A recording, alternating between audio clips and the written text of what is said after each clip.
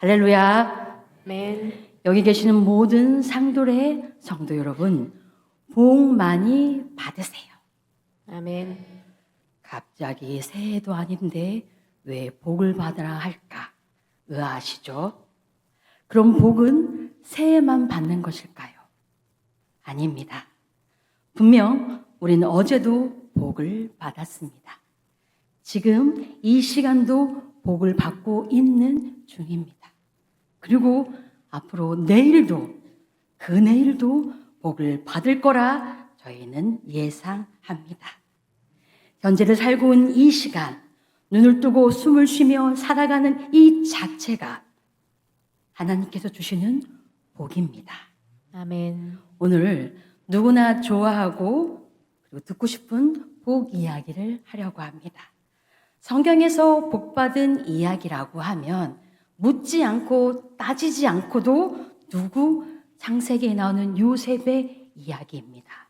요셉은 어려서부터 아버지의 사랑을 받고 형들의 질투로 인해 애굽 노예로 팔려갔습니다. 억울하게 감옥에 gat혔지만 그는 하나님을 전적으로 신뢰했고 그로 인해 요셉은 결국 애굽의 총리가 됩니다. 이것이 복받은 요셉의 이야기입니다. 그럼 성경을 통해서 복받은 자 요셉의 모습은 항상 고난 속에서 하나님을 떠나지 않고 그리고 어디선지 맡은 일을 열심히 충성스럽게 임합니다. 그리고 나를 버린 형을 용서해주고 그 가족을 구원에 이르게 합니다. 그럼 여러분과 제가 알고 있는 복의 중요한 포인트는 복은 단순히 정상적인 형통함이 아니라 고난 속에서 하나님의 뜻을 이뤄가는 삶을 보여주고 있습니다.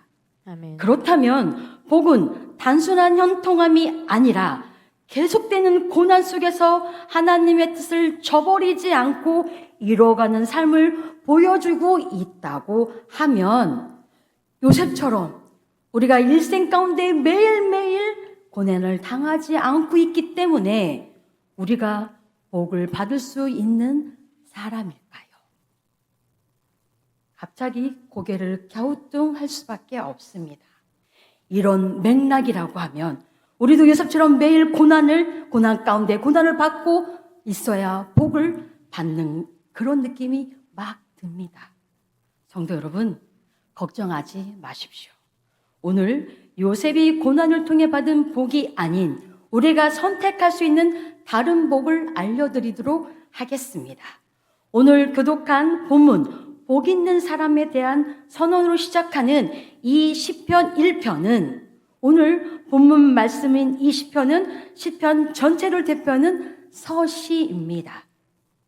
서시라는 말은 어떤 책이나 논문을 쓸 때 그 전체적인 내용을 간단하게 정리해서 앞에 써놓는 머릿말 같은 역할을 하는 시입니다. 다시 말하면 시편 1편은 시편 150편의 전체의 주제를 담고 있다는 의미입니다. 그러면 이 시편 1편을 통해 하나님께서 복이 있는 사람은 어떤 사람인지에 대해서 말하고자 합니다. 복 있는 사람, 원문으로 히브리어는 아시레 하이시, 발음이 어떠십니까? 아시레 하이시. 헬라어는 마카리오스라고 하는 이 단어는 곧다, 똑바로 가다, 일차적인 의미가 있고 번영하다, 성공하다라는 파생적인 의미가 있습니다. 따라서 복 있는 사람은 원문의 뜻에 의하면 번영하고 성공하는 사람을 의미하고 있지만 무엇보다도 더 근본적인 복은 하나님께서 제시해 주시는 곧게 똑바로 살아가는 것이 진정한 복이라는 것을 알 수 있습니다. 또한 이 말씀은 어떻게 사는 인생이 복된 인생인가를 보여준 하나님의 명확한 방향 제시입니다. 우리가 건물을 볼 때 비상등이 있습니다. 비상구가 있습니다. 위험에 처했을 때 우리는 그 비상등을 향해 찾아가면 안전하게 갈 수 있는 것처럼 시편 1편이 하나님이 명확한 방향 제시라고 하면 우리는 그 방향대로 가면 되는 것입니다. 하나님께서는 우리가 복 있는 자 되기를 원하십니다. 하나님께서는 우리가 복을 받아 이 땅에 풍족하게 사는 것을 원하십니다. 하지만 더 중요한 복은 우리 모두가 하나님께서 원하시는 삶을 사는 것입니다. 아멘. 그렇다면 저와 여러분, 우리는 하나님께서 원하시는 복된 삶을 살고 있을까요? 복 있는 사람이라고 해서 가난과 고난과 역경이 없는 사람을 의미하지 않습니다. 복 있는 사람이라고 해서 세상 속에서 풍요롭게 사는 사람을 의미하지는 않습니다. 복 있는 사람은 자신의 노력으로 이루어지는 것을 결코 아닙니다. 종교개혁자 칼뱅은 하나님께서 우리에게 주시는 복은 오직 성령을 통해서만 받아야 한다고 말하고 있습니다. 성경에서 아브라함이 고향 친척을 떠나 아버지를 떠나 하나님께서 원하시는 길을 갔을 때 그를 복 있는 자라고 말씀하셨습니다. 그러면 어떻게 사는 것이 진정으로 복 있는 삶일까요? 어떻게 살아야 하나님이 말씀하시는 복된 삶을 살 수 있을까요? 어떻게 해야 하나님께서 원하시는 길을 곧게 똑바로 갈 수 있을까요? 하나님께서 오늘 시편 1편 말씀을 통해 그 방법을 알려주고 계십니다. 첫 번째로 하나님께서 복 있는 사람은 악한 사람과 함께 하지 말라고 하십니다. 본문 1절입니다. 같이 읽도록 하겠습니다. 복 있는 사람은 악인의 꾀를 따르지 아니하며 죄인의 길에 서지 아니하며 오만한 자의 자리에 앉지 아니하고. 아멘. 우리가 생각하는 복, 세상에서 잘 먹고 잘 사는 복을 포함하지만 오늘 본문에서 말하는 이 복은 세속적인 복이 아니라 내가 육체적으로 만족하고 세상의 복을 통해서 진정한 복된 사람이라고 하지 않고 있습니다. 하나님께서는 우리를 영적인 존재로 창조하셨습니다. 아멘. 아멘. 우리는 영적인 사람입니다. 그래서 하나님과의 영적인 교제를 통해서 하나님과 동행하며 하나님께서 원하시는 길을 갈 때 비로소 우리는 진정으로 복 있는 자가 되는 것입니다. 아멘. 그렇다면 하나님께서 원하시는 길은 어떤 길일까요? 하나님께서는 먼저 악인, 죄인, 그리고 오만한 자와 길을 걷지 말고 피하라 말씀하십니다. 악인, 의인의 반대 개념으로 도덕적으로 타락하고 하나님 뜻을 거역하는 자를 자기 욕망대로 생각하는 자를 악인이라고 합니다. 죄인, 적극적으로 의도적으로 악하게 행동하는 사람, 의도적으로 하나님의 법을 어기고 행하는 사람을 말합니다. 그리고 오만한 자, 하나님을 대적하고 멸시하는 사람, 조롱하고 비웃는 자, 하나님 대의 신앙심을 경멸하는 자를 의미합니다. 이 오만한 자는 잠언에서도 자주 등장합니다. 가장 강렬한 불결한 태도의 불의의 사람입니다. 1절에 말했던 악인의 꾀를 따르지 아니하고는 우리의 생각에서 나오는 것입니다. 그리고 죄인의 길에 서지 않는다는 것은 우리의 행동의 모습입니다. 또한 오만한 자의 자리에 앉지 아니하고는 우리의 정체성을 말하는 것입니다. 그렇다면 복 없는 자는 악인을 따르려고 하는 생각을 하고 죄인들과 함께 서려는 행동을 하고 오만한 자와 함께 자리에 앉는 의지의 표현인 정체성으로 더 죄인의 길로 좀 더 들어가는 사람을 말하고 있습니다. 하나님께서 이런 자와 함께 하지 말라고 하십니다. 점점 죄의 길로 확대되며 깊은 멸망의 길로 빠지는 이 자들과 멀리하고 그 대신 2절입니다. 오직 여호와의 율법을 즐거워하며 그 율법을 주야로 묵상하는 도다. 아멘. 하나님께서는 우리에게 주신 율법을 즐거워하며 주야로 묵상하는 자를 원하십니다. 묵상한다는 의미는 주야로 한다는 마음에 새기고 그 마음을 새긴 것을 죄화로 본다는 것입니다. 하루 종일 한 성경을 읽고 말씀을 듣고 읽으라는 것이 아닙니다. 더 진정한 의미는 하나님의 율법을 우리의 삶에 적용해서 세상에 나가 실천하라는 것입니다. 복 있는 자는 삶의 모든 시간과 영역 속에서 하나님의 말씀을 중심으로 살아가는 사람을 말합니다.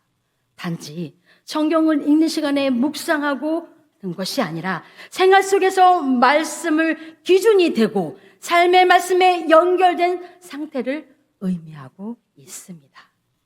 복 있는 자는 하나님 말씀을 의무감이 아닌, 부담이 아닌 기쁨으로 여기는 자랍니다.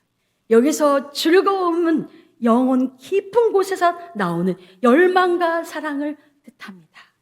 이것이 복 있는 자로서 우리가 가야 할 길입니다. 아멘. 우리 주위에서 예수 믿으면 복 받습니다, 이런 얘기를 자주 합니다. 특히 전도할 때 예수님 믿으세요, 복 받습니다, 이런 얘기를 우리가 많이 합니다. 우리나라에도 5가지 오복이 있는 것처럼 현재로 살고 있는 사람들에게 많은 복을 받을 때 아무도 싫어하는 사람이 없습니다. 결국 그 복의 관점은 우리 가족이 잘 먹고 잘 사는 데에 국한되어 있습니다. 그러나 우리 그리스도인의 말하는 복은 다릅니다. 복 있는 사람이 가난하고 병들고 죽을 수 있는 삶을 살 수도 있습니다. 그럼에도 불구하고 악을 미워하고 죄와 타협하지 아니하며 오만한 자와 맞설 수 있는, 그리고 묵묵히 하나님의 율법을 묵상하며 그런 삶을 살아갈 때 하나님께서는 우리를 복 있는 사람이라고 말씀해 주시는 것입니다. 아멘. 마태복음 5장 산상수훈을 통해서 진정한 복을 우리는 세상과 다르다고 이야기합니다. 성도 여러분, 심령이 가난하고 애통하고 의를 위하여 핍박받는 자가 복이 있는 사람의 모습입니까? 마음속으로 대답해 보시기 부탁드립니다.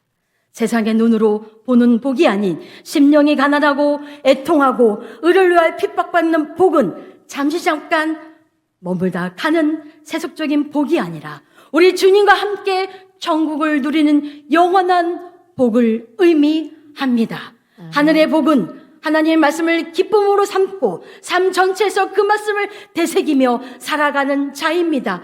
복 있는 자는 하나님 말씀이 생각과 삶의 중심이 되는 사람입니다. 아멘. 아멘. 두 번째로 하나님께서는 복 있는 사람을 시냇가에 심은 나무처럼 형통하다고 말씀하고 계십니다. 3절입니다. 같이 읽도록 하겠습니다. 그는 시냇가에 심은 나무가 저를 따라 열매를 맺으며 그 잎사귀가 마르지 아니함 같으니 그가 하는 모든 일이 다 형통하리로다. 아멘. 오늘 본문 3절과 4절을 통해서 하나님께서는 복 있는 사람과 악인의 실상을 비교해서 말씀해 주고 계십니다. 먼저 복 있는 사람, 다시 말하면 악인들과 함께하지 않고 하나님의 율법을 묵상하며 그 묵상할 말씀을 실천하는 삶을 살아가는 사람은 시냇가에 심은 나무처럼 잎이 푸르고 풍성한 열매를 맺는다고 말씀하고 계십니다. 우기와 건기가 뚜렷한 구분되어 있는 팔레스타인 지역에서는 특성상 물이 풍족하지 않습니다. 3절에서 말하는 그 시냇가, 그 시내는 의미하는 단어는 인공적으로 만든 관계수로를 말하고 있습니다. 또한 심은 나무는 자연적으로 일어난 나무가 아니라 누군가 의도적으로 옮겨 심은 나무라는 것입니다. 그래서 이 지역에서는 키가 작은 과일 나무들이 대부분 제대로 살 수 없다고 합니다. 그러나 하나님이 심은 이 시냇가에는 물이 마르지 않고 항상 풍족하기 때문에 나무들이 크게 크고 그리고 튼실하게 자랄 수 있는 것입니다.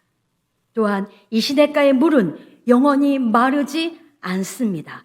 마르다 단어 앞에 강한 부정이 나타나는 히브리어 로를 사용해서 그 물이 절대로 마르지 않는다는 것을 강조하고 있습니다. 결국 이처럼 복 있는 사람은 영원히 마르지 않는 시냇가에 심은 나무처럼 모든 일이 계속해서 형통한다고 말씀하고 계십니다. 아멘. 우리는 영원히 마르지 않는 시냇가에 심은 나무가 잎이 무성하고 풍성한 열매를 맺는 것처럼 그런 삶을 살아야 하겠습니다.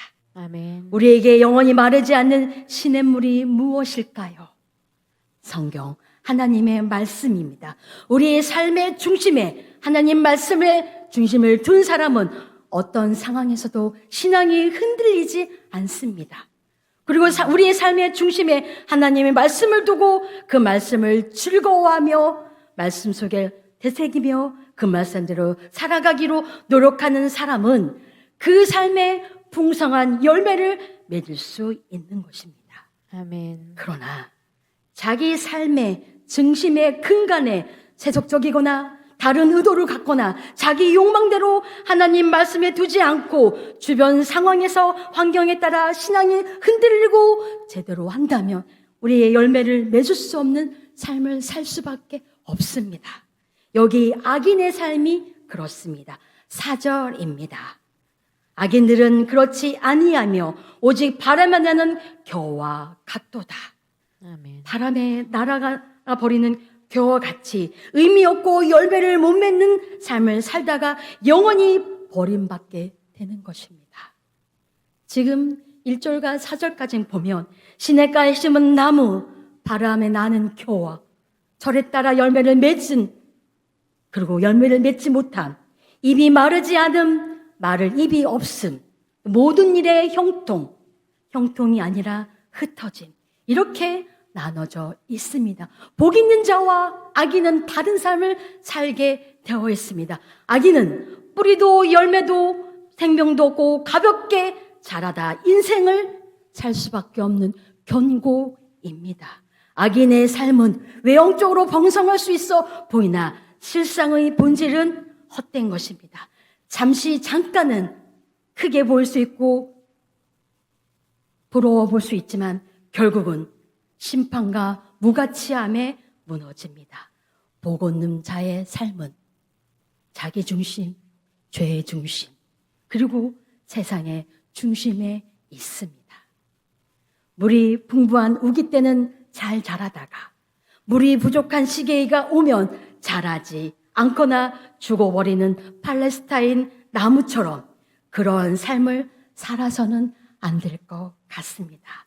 아멘. 우리 인간은 본질상 죄인이며 우리 역시 하나님의 은혜 없이 살 수 없는 겨와 같은 존재입니다. 예수님께서는 자신이 겨처럼 흘러 갔음에도 불구하고 우리를 의인의 자리에 앉혀 주셨습니다.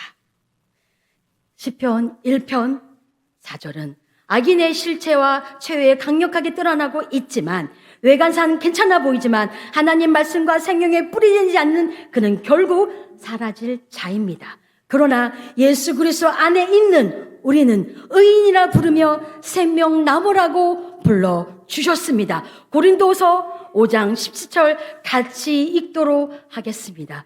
그런즉 누구든지 그리스도 안에 있으면 새로운 피조물이라 이전 것은 지나갔으니 보라 새 것이 되었도다. 아멘.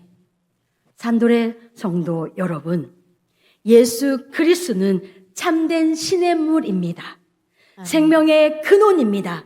요한복음 7장 38절에 의하면 나를 믿는 자는 성령의 이름과 같이 그 배에 생수의 강이 흘러나오리라 하시니 아멘. 말씀에 심겨진 자는 십자가와 부활과 생명의 뿌리를 둔 자입니다. 열매 맺는 삶은 내 힘이 아니라 복음의 능력과 성령의 역사로 맺혀집니다. 환경이 아니라 생명에 뿌리 두면 어떤 상황에도 살아갈 수 있는 자가 되는 것입니다. 아멘. 이처럼 복을 가진 자는 어떤 마음으로 하느냐에 달려 있습니다. 복된 자는 주변을 움직이는 따뜻한 감동이 있습니다. 복된 자는 복이 흘러가는 통로가 될 수 있음을 우리는 알고 있습니다. 마지막으로 하나님께서는 복 있는 사람은 여호와께서 인정하신다고 말씀해 주셨습니다. 5절, 6절을 같이 읽도록 하겠습니다. 그러므로 악인들은 심판을 견디지 못하며 죄인들은 의인의 모임에 들어가지 못하리로다. 무릇 의인의 길은 여호와께서 인정하시나 악인의 길은 망하리로다. 아멘. 본문에 보면 그러므로라고 말을 시작하고 있습니다. 그러므로란 말은 히브리어로 어떠한 일이 있으니 반드시 일어난다는 걸 말하고 있습니다. 그래서 악인들은 심판을 받고 의인들의 모임에 들어가지 못하는 일이 반드시 일어난다는 의미입니다. 6절에 의인의 길은 여호와께서 인정하신다고 말씀하셨습니다. 여기서 안다, 인정하다는 것은 구체적으로 인격적으로 안다는 뜻입니다. 다시 말하면 하나님께서는 의인들이 어떻게 살아가는지를 구체적으로 인격적인 관계를 통해서 알고 계신다는 의미입니다. 아멘. 마찬가지로 악인들도 어떻게 살아가는지 하나님께서는 잘 알고 계신다는 반전이 있습니다. 하나님을 대적하고 하나님을 믿는 사람들에게 그리고 하나님까지 조롱하는 악한 삶을 사는 자는 하나님께서 반드시 그들을 알고 계시고 결국 그들을 망한다는 것을 오늘 본문을 통해 말씀해 주셨습니다. 우리의 삶은 선택의 연속이라고 해도 과언이 아닙니다. 크고 작은 일 때문에 하루도 선택이 안 할 수 없습니다. 중요한 일은 자기가 어떤 결정하든 삶에 큰 영역이 없지만 반대로 그러나 자신의 인생에 막대한 영향을 주는 큰 일을 선택할 때도 있습니다. 무엇을 선택하냐에 따라서 삶이 결과가 달라집니다. 우리도 오직 한 길을 선택해서 가야 합니다. 그 길을 선택하고 그 길을 가다가 마음에 들지 않거나 그 길 끝이 좋지 않다고 해서 다른 길을 선택할 수 없습니다. 26년 전에 무속인 생활을 하다가 한 목사님을 통해서 그리스도인이 된 여자 성도의 간증을 여러 매체를 통해서 소개한 적이 있습니다. 그는 자신을 모태 무당이라고 소개하면서 자신이 다른 신을 모시고 우리 그리스도인들을 싫어하고 박해했다고 말했습니다. 굉장히 유명한 무당이었기 때문에 하루에 수천만 원 정도를 벌 정도로 물질적으로 풍족하고 유명한 삶을 살았습니다. 다른 신을 모시고 하나님을 대적하고 하나님을 조롱했던 그녀가 이제는 다른 길을 가게 되었습니다. 그 성도님은 하나님을 믿으면서 건강도 잃었고 물질도 잃었습니다. 그럼에도 불구하고 하나님을 동행하면서 하나님께서 원하시는 삶을 살기에 이제는 본인 스스로가 진정으로 복 있는 자라고 말했다고 합니다. 오늘 우리는 시편 전체를 통해 1편을 통해 하나님께서 말씀하시고 하나님께서 원하신 진정한 복 있는 사람이 어떤 사람인지 알게 되었습니다. 오늘 본문은 복을 말하면서 끝은 망한다, 멸망으로 끝을 맺으셨습니다. 복 있는 사람과 멸망하는 사람, 그리고 의인과 악인, 사람은 누구나 이 부류 가운데 한 부류에 속할 수밖에 없습니다. 하나님을 경외하고 그 말씀을 사랑하는 자, 그는 의인입니다. 복이 있는 사람이지만 하나님과 그의 말씀을 멸시하는 자, 악인이며 복 없는 사람입니다. 오늘 부분에 두 가지 길이 나왔습니다. 하나는 의인의 길이고 다른 길은 악인의 길입니다. 하나님과 동행하며 하나님의 원하심을 사는 길과 하나님을 떠나 하나님을 대적하는 길이 같이 있습니다. 성도 여러분, 어떠한 길을 선택하시겠습니까? 우리는 본질상 악인의 길을 걷는 자입니다. 로마서 3장 10절입니다. 같이 읽겠습니다. 기록된 바 의인은 없나니 하나도 없으며. 아멘. 그러나 우리에게 예수의 길이 있습니다. 요한복음 14장 6절입니다. 함께 크게 읽도록 하겠습니다. 예수께서 이르시되 내가 곧 길이요 진리요 생명이니 나로 말미암지 않고는 아버지께로 올 자가 없느니라. 아멘. 내가 곧 길이요 진리요 생명이라 하신 예수님께서 우리를 그리스도 안에서 심은 나무처럼 의인의 길로 옮겨 주셨습니다. 아멘. 고로 복 있는 예수의 길을 가는 자, 우리는 말씀을 사랑하고 그 말씀 속에서 자신의 길을 찾아가는 것입니다. 이것이 복음으로 사는 삶입니다. 사랑하는 산돌의 성도 여러분, 이 시편은 예수 그리스도에 더 깊이 이해가 됩니다. 왜냐하면 예수님께서야말로 이 시편에 참된 복 있는 자이시기 때문이다. 그분은 죄를 짓지 않으셨습니다. 세상의 꾀를 따르지 않으셨고 끝까지 하나님 말씀, 아버지 말씀의 뜻을 따랐습니다.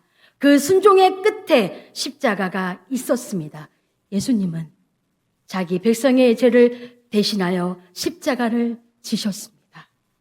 그 십자가에서 우리를 복 있는 자로 바꾸어 주셨습니다.